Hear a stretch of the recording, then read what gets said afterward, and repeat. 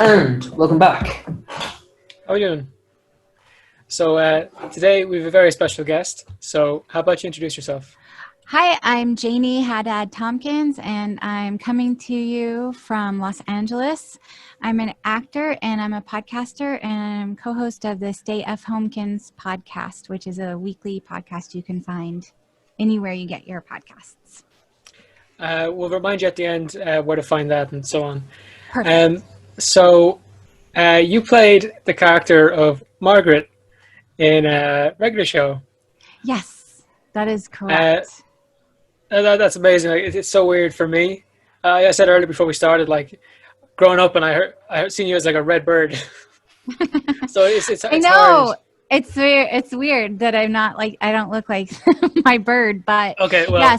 well, So yeah, I was lucky enough to be a part of it for 8 seasons, and at one point they did win an Emmy one year, so that was very exciting for the show. And you know, yeah. Have you interviewed other cast members from regular show? No, we no, just haven't. yourself.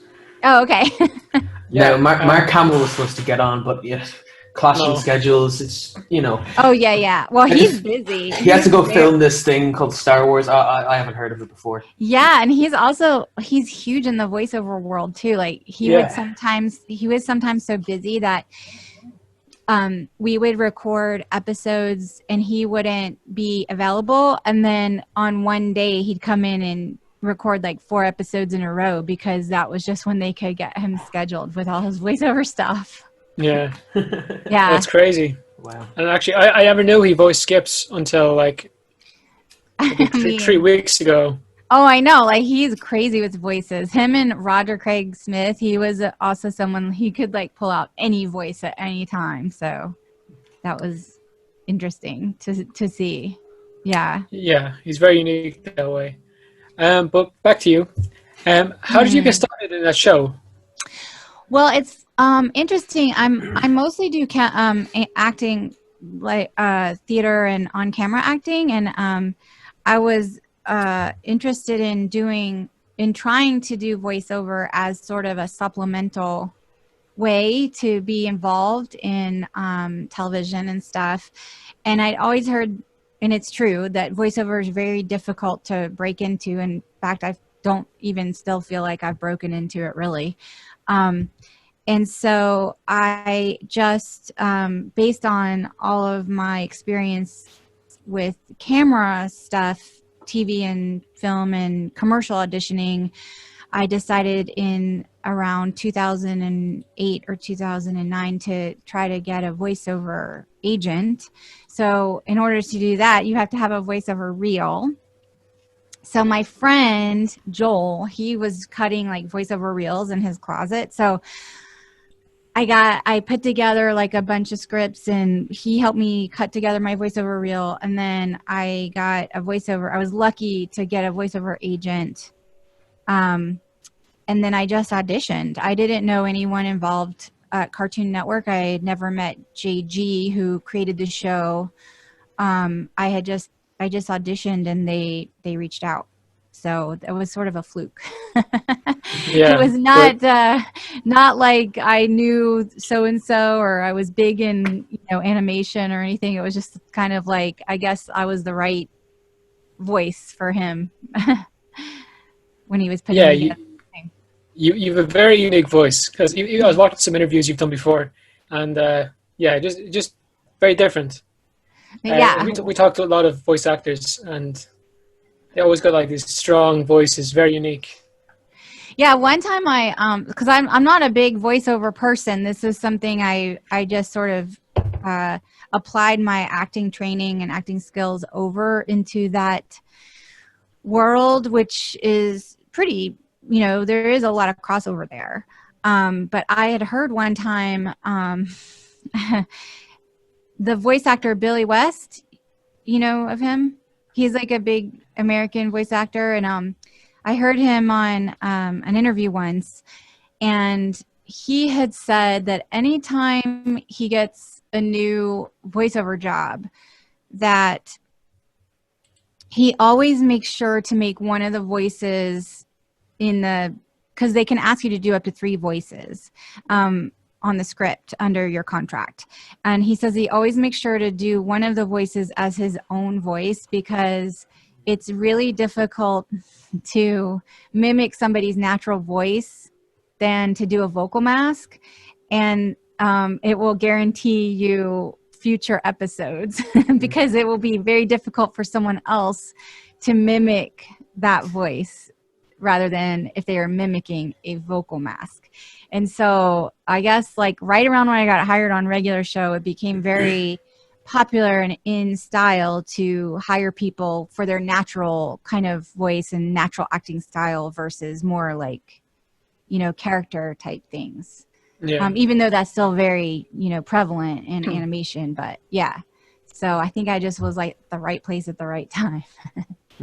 Yeah, I suppose in a way you're pretty lucky. Yeah. But you had the talent for it and you got 8 seasons out of it. Which is a lot. I was very lucky. Yeah, I know. They did so much. I kind of was sad when it ended, but I guess everything kind of comes to an end. Yeah. I'm still sad it ended. Yeah. The Simpsons, which has still managed.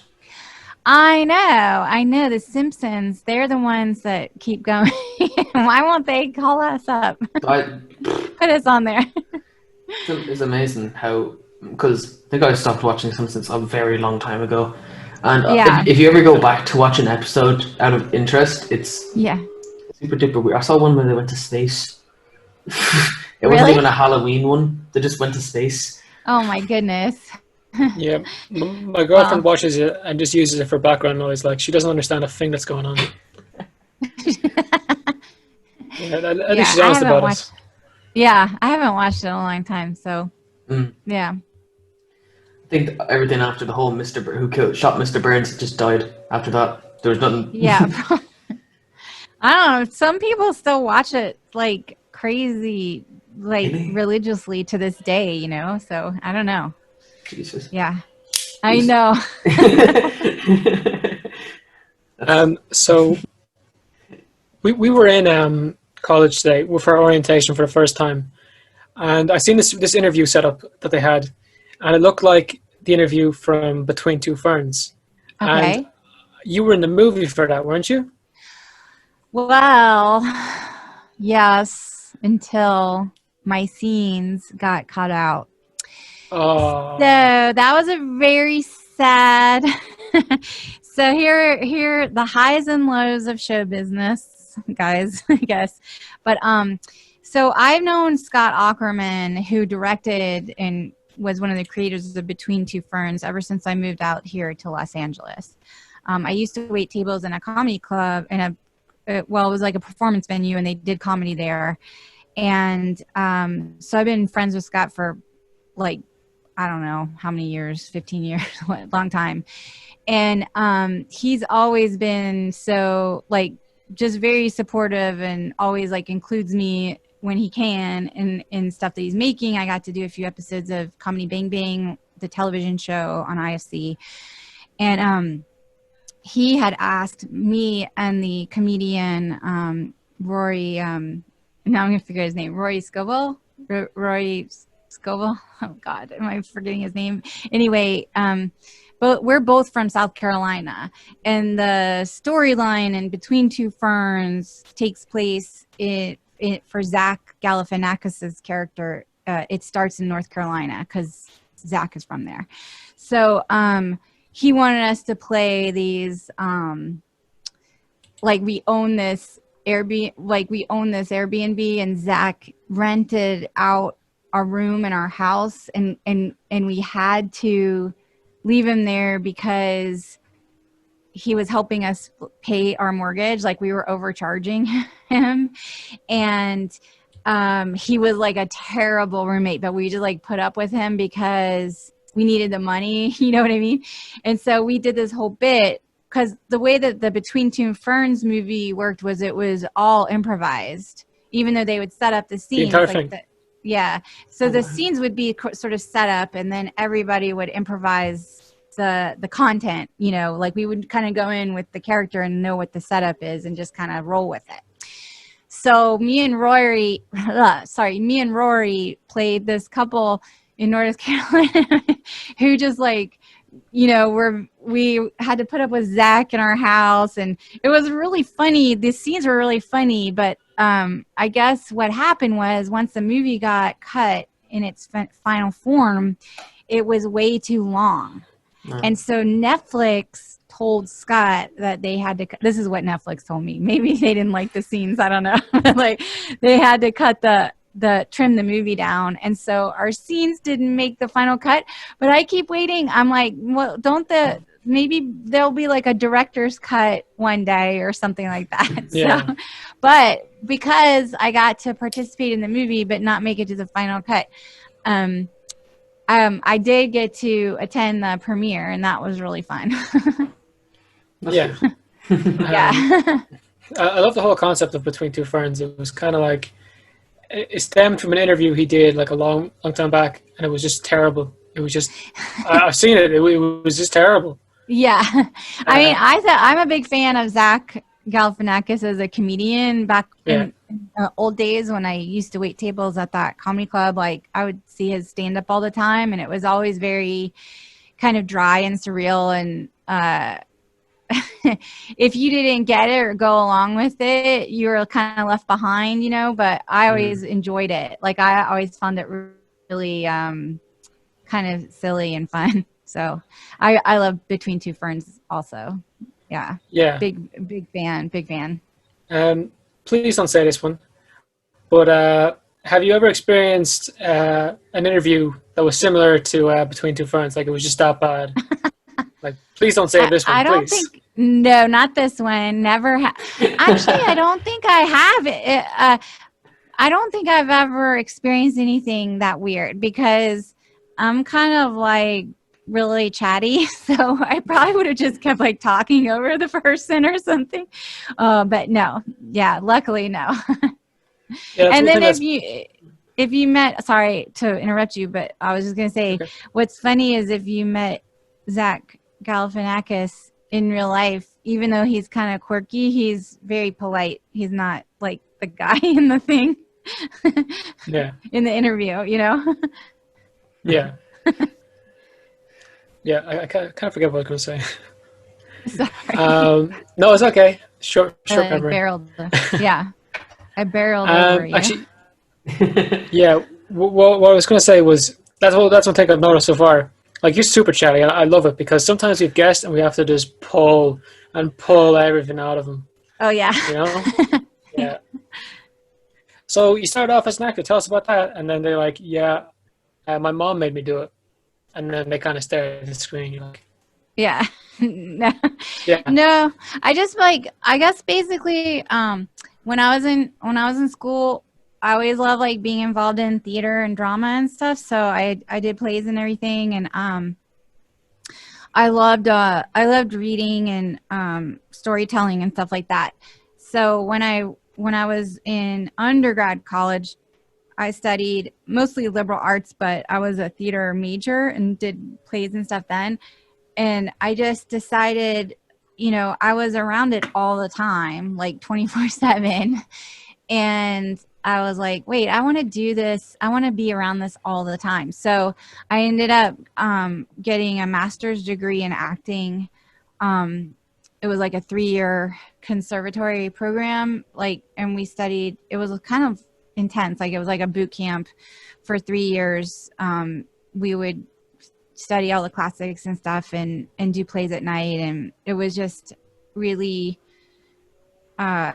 really thorough, like acting training and stuff. And then I moved to New York after that to hopefully pursue theater. And then my path kind of ended up like taking me from New York, you know, to Los Angeles, just because like while I was in New York, the 9/11 happened while I was there, and it was just bad timing because I had only been there for 2 years and I didn't really have solid footing in that community yet.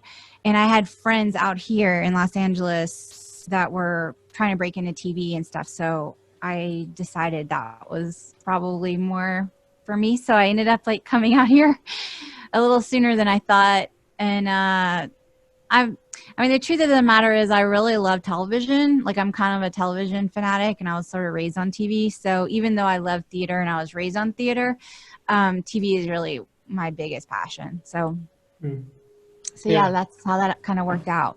I used to do theater. I love being in plays, and I love going to see plays. It's great.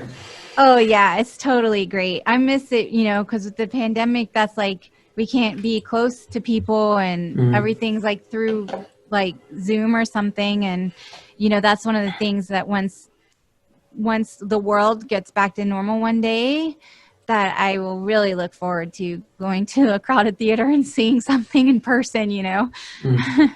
Yeah. As an actor, how has that affected you, like the whole lockdown situation? Well, presumably not very well. It's been, I mean, well, definitely the television and film industry has been on pause.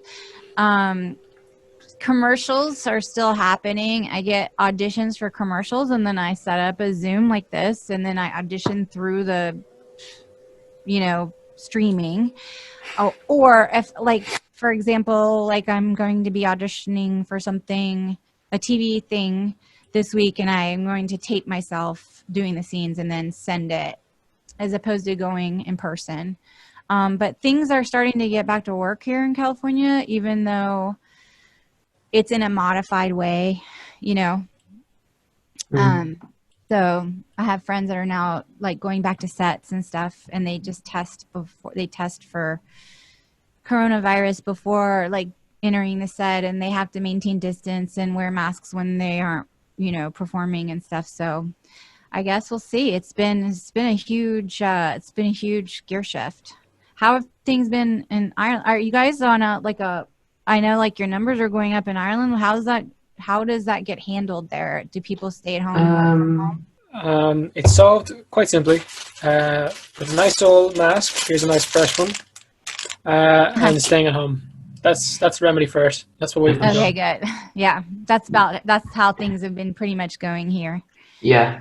It's been pretty bad in the last 2 or 3 weeks now. Our cases have been at like 200 and 300 every day. Like, which for you like may not seem that high, but you have to remember there's only like 4 million people living in Ireland. Right. For us, that's pretty bad. Well, what I'd say it's down to, and I think most people probably agree with this because it was a bit silly. Okay, so me and Thomas are going back to college, or we're going to college for the first time. We have to do it all online for safety reasons. You don't want to infect people. Yeah. We can learn from home. But they didn't do that for primary or primary or secondary education. So people like under the age of 18 are going into school now. Like they're just going to school as usual, wear a mask, whatever. And they're so freaked out that for some reason the cases in young people between the age of 15 and 35 are going up. And what do you think? You see, like they closed the schools with 25 cases and reopened them with nearly 200. And now we're looking at insane numbers. Yeah, that's been happening in some parts of America too. And some colleges. Some colleges did have like in person, and then they had to shut down because they didn't do like a virtual learning thing, Yeah. So, no, yeah. I understand the idea of keeping kids at home, but like college students, they're a bit more responsible. Like they'll wear their masks and stay away from each other. Kids, if you send kids in with a cool like Minions mask, he'll swap it for like a Star Wars mask or something. Yeah. I've heard of this happening, and it sounds terrible. But kids are going to take them off. They're going to swap them. Yeah, they don't know. They're like, they don't understand the gravity, maybe. Yeah. Yeah. Well, I'm sure, like, I don't know what's going to happen here. There's a lot going on. There's a lot going on. It's gone mental out there in the US, and we just kind of watch. Like for us, it's like just kind of like looking in your neighbor's window and seeing what they're at, and their kitchen's on fire where they're still trying to cook a turkey. Yeah, I mean, it's always interesting to hear perspectives from other countries because it is true. Like everyone is watching and waiting to see what's going to happen. But I can assure you, we're all in the same boat. We don't know what's going to happen. Yeah, no. Yeah. Like we were talking about today in college. Well, I was just like a small talk with some people. We're saying like how the US is at the moment. It's not looking too good for you guys. No. Now other countries look bad as well, but you guys got a couple of things going on at once. Whereas some people are only facing like the virus alone or something else alone. You guys kind of have everything going on. I know, it's like the perfect storm. Yeah. Oh Lord, you'll get through it. Not too Hopefully, fun. You'll get through it. I hope you'll so. be fine. You'll be fine. Yeah. We'll know more in about 6 or 8 weeks. Yeah. When this election happens, and like they are saying now, like we might not even know what the election results really are right away. Sure, and people are just going to claim when it's rigged. Either way it goes, everyone. No matter what way it happens, it usually tends to people just go straight to it's rigged. I know that happens for everything. Like if something happens and it didn't go your way, a lot of people just say it's rigged. Well, I mean, I guess like it just depends on how many people show up, because if that's a very like strong outcome in one direction, I think it would be hard to say it's rigged. It would, you know what I mean? Like it has to be kind of like cloudy, I think. Yeah. And then, definitely. Yeah. But well, aside from that stuff, I got asked. Real downer. No, sorry. Yeah, I don't know how that happens.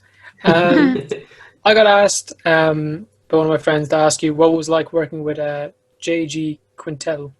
Oh, well, JG is like, he's like so like gentle and humble and upbeat as a person. He's like kind of like just like a quiet, happy-go-lucky guy. I don't know. I really liked working with him because he was really easy to be around. Like some like show creators I've met are totally opposite, like alpha. You know what I mean? And he's not like that at all. Yeah. Well, also like he was kind of young too. I don't think he was that long out of like I think he went to, is it Cal State Northridge where all of those animators go? There's like some college here like nearby that is like they kind of thanks for joining, Tom. No, there's this college here that's nearby that sort of has all these programs that train animators and stuff. So yeah, I think he sort of came out of there, and then went through like this Cartoon Network. They have sort of an incubation program. I know I'm getting this wrong, but I'm sure it's on the internet somewhere.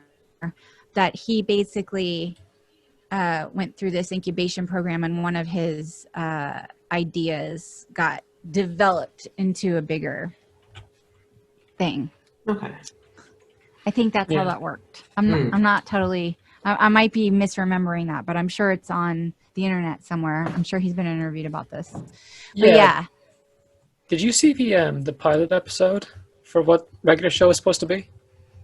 Oh no, was it very different? You've never seen it? I mean, I might have, now that you're mentioning it, like, because I got hired like in 2009, so that was like 11 years ago. So it's possible I saw it. But yeah. Yeah, one of my friends showed it to me before, and I was like, "This is not supposed to be a kid show." And then you can see that now with his current show.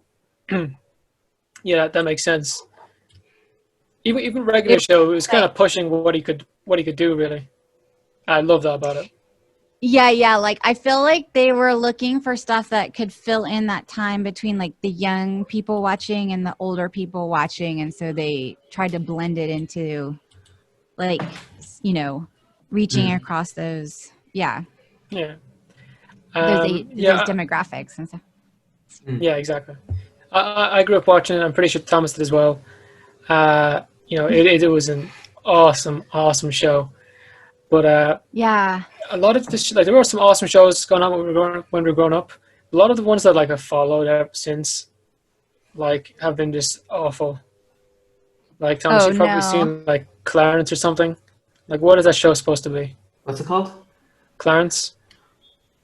Yeah, no. So some of the shows that followed after, like the Golden Age, like Adventure Time, regular show, and the likes. Yeah, the ones that followed were terrible.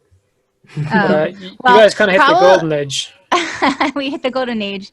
Well, and JG is still making shows. I think he has something on HBO Max or something right now. Can we go check? Yeah. See what he's got. So how do you guys know each other? School.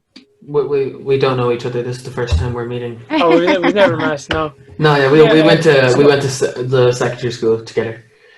Okay, and so and you're both at university right now. We're starting. You're starting the same university? Yes. Yeah. Where is it? It's in Maynooth. Oh. It's Maynooth University in Maynooth. Okay. Okay. And how many students are at that university? 1,400. Oh, so it's kind of small. It would be considered one of the big ones. Oh, it's big. Wait, I'll check that again. I might have got that wrong. I think that could be wrong. It's a 4 year. It's a 4 year. It's program? 3 or 4. Three. It depends. 3, but it's level 8, so it's good enough. Mm. It's like a 4-year course, shortened into 3 years. Same qualification. Okay. And do you live near one another? Yes. Yes, we're about 15 minutes away from each other. Okay. And do you get to see each other like from a distance during this pandemic? Like, have you been able to like interact outdoors? Yeah. We've seen each other once or twice.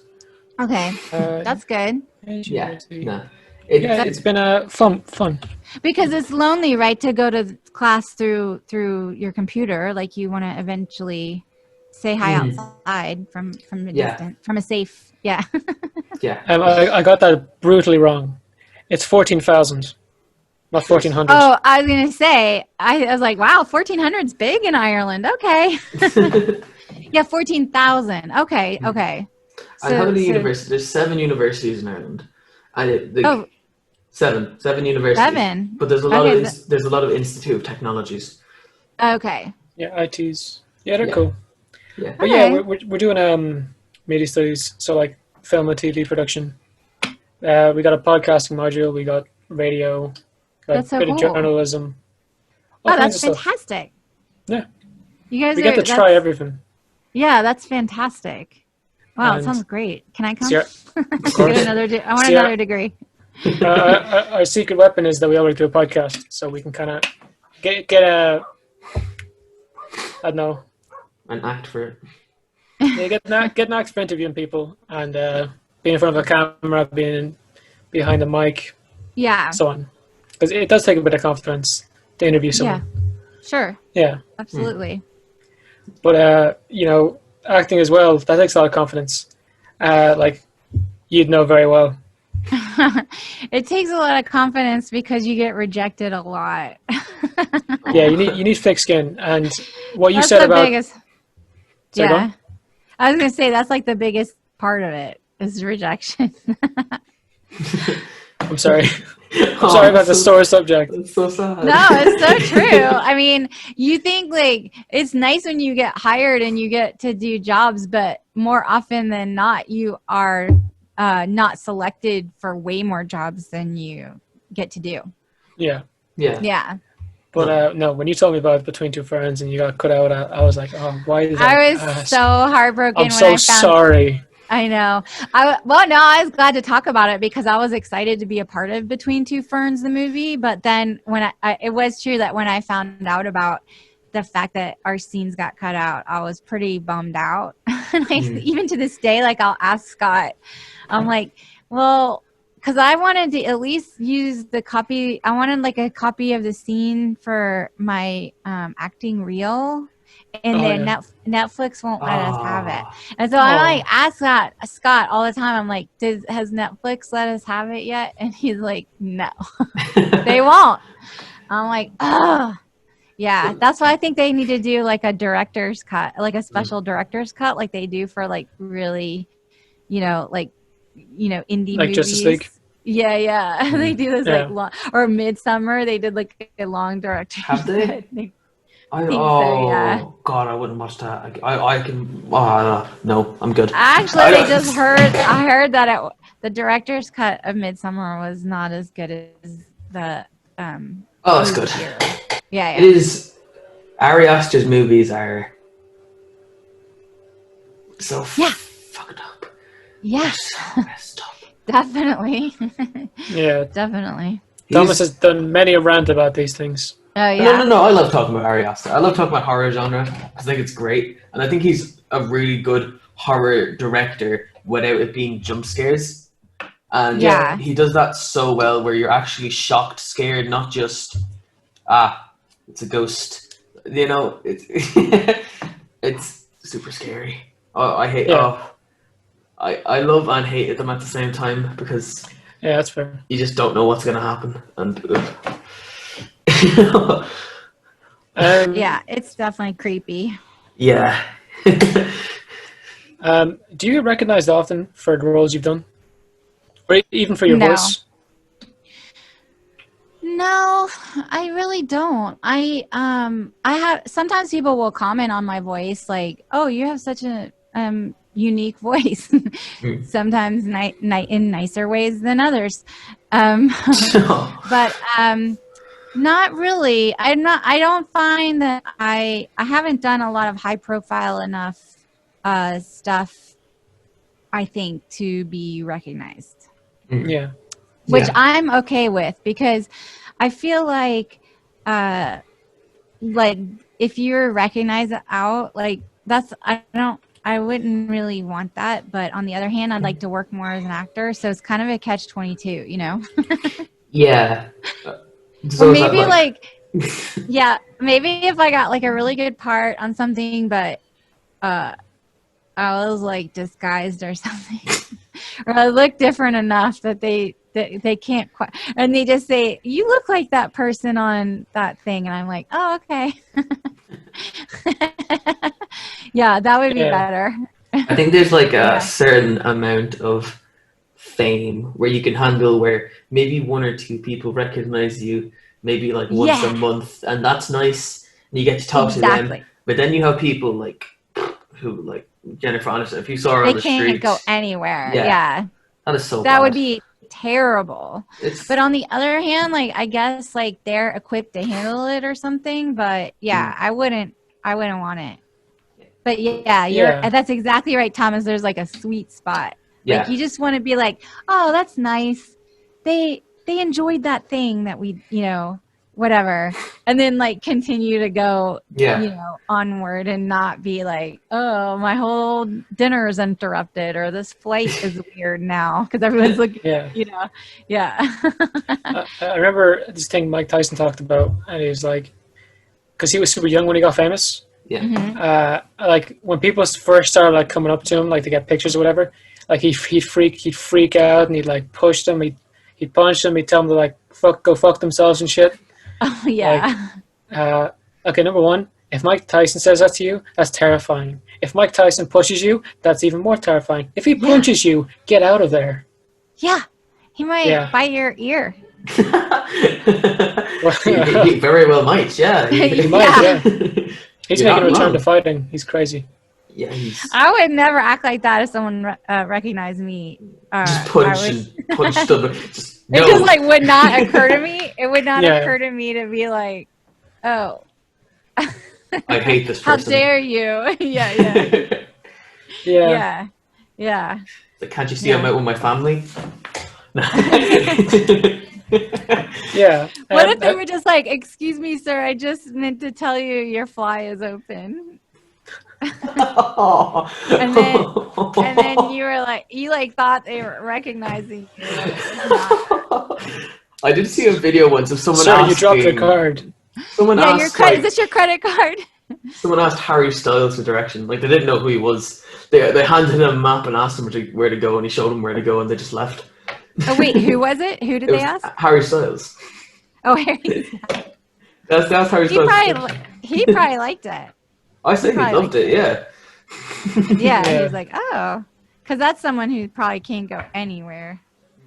Yeah, there's some people like that. I would never like to be at that stage, because when you're something like that, especially if you make a lot of stuff, like a lot of content, or a lot of movies, a lot of shows, whatever, people think they know you really well, but you don't know a thing about them. And what they've been seeing is a character, not actually you. So yeah, it must be rough for some people. Definitely. Yeah. Yeah. I agree. That's kind of. Have you ever had any awkward experiences with someone like meeting you or like recognizing you?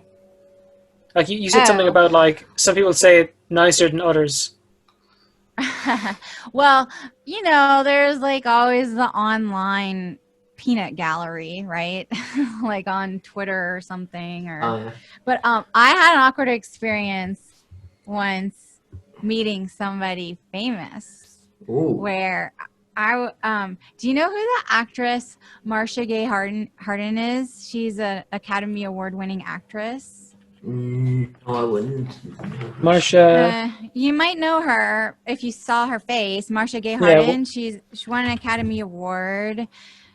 She's very well respected, very well known here in America for her movie roles. And so I was at this party, and there are all these like actors and stuff there. And I recognized this other actress who I liked. And she was standing with Marcia Gay Harden. And I had met this other actress before. So I went up to introduce myself again and said, "Oh, hello." The other actress was named Cameron Manheim, and she's an Emmy award-winning actress. And she's, so I went up and I said, "Oh, hi, Cameron. I don't know if you remember me, but I was at this table read with you, and I thought you were so terrific. And I just wanted to say hello." And she says, "Oh, hello. This is my friend Marcia." And I'm like, so I'm sitting there and I'm like chatting on and on and on and on. And I'm like, oh, yeah, I don't know. I'm sorry that show that you didn't go anywhere. I thought you did such a good job, and da-da-da. And Marcia, what are you do? And what are you, how do you know Cameron? And blah, blah, blah, blah. And then all of a sudden I realized I was talking to Marcia Gay Harden, who won the Academy Award. And I was pretending like she didn't understand like what me and Cameron go through as actors, and then I was like, oh, and I know that she saw like on my face in the middle of me stupidly talking, like recognize her and be completely dorky and be like, okay, well, it was so nice meeting you. And you're okay. And then I like walked off, but it was very embarrassing because I was an idiot. And then I ran over to my husband and I was like, I just embarrassed myself in front of Academy Award winner Marcia Gay Harden. So yeah. We're leaving. Come on. I was like, I basically was like, we're leaving. Yeah, I basically was. I just looked her up there, and fair play for doing that, by the way. I had to look her up, but I recognize her face, and I don't think I would have made that mistake, to be honest. Yeah. Well, I should have known. I was at this party with all of these Hollywood people, and I mean, I guess I was feeling myself. I was like, I guess I'm like a Hollywood person too. And then I was like, oh, not even Cameron Manheim is an Emmy winner. Marcia Gay Harden is an Academy Award winner, and I'm just looking for the free hors d'oeuvres somewhere. But what's that like? That kind of like I've made it feel, or the Hollywood feel? Like everyone in the room has kind of got it. What's it like? I think it's kind of like excruciating sometimes. I think, it's difficult to be a person when you're competing with so much. Like you're trying so hard to, get into rooms, as they say. Yeah. And for some people, they're further along, or they've had better luck, or they just know people or whatever. And it can be kind of, like weird. But, you find your people, you find like people who are more down to earth, and you try to like spend more time with them and stuff like that. But I've been to like some crazy events before where I'm like, wow, this is very, like, you can't relax. Like you feel like very on. Like I went one time I attended an Emmys once with a friend. Oh, wow. And that was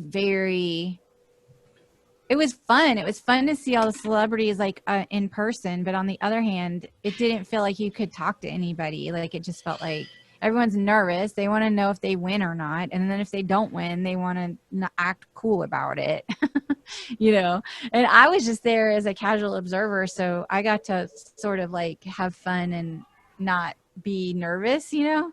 Yeah. But yeah, I was interesting. No, yeah. That must feel pretty bad if you lose an enemy. I mean, like, not even bad, just more like... because they put the camera on your face, too, when they announce the name. They're like, and the winner is not you. And then they zoom in on the person's face who doesn't win. It's like kind of a big, weird thing. Yeah. And then there's 10 headlines about you because you didn't have a big smile. You had like a... Exactly. You storm off and you kick somebody on the way out, like... Yeah. Yeah. Do you feel like there's pressure on you to kind of act like these people? Or even like when you're online or so on, or you're posting, like, do you feel you have to kind of conform to what they do? No, I mean, not me personally, because I don't know, like those pressures are they're just too much. Like if people are like virtue signaling, and I'm sure I do that sometimes just out of my own organic, like wanting to be like indignant about something, but I try not to get too wrapped up in that online if I can, but it is a struggle, I guess, a little bit. Yeah. Yeah.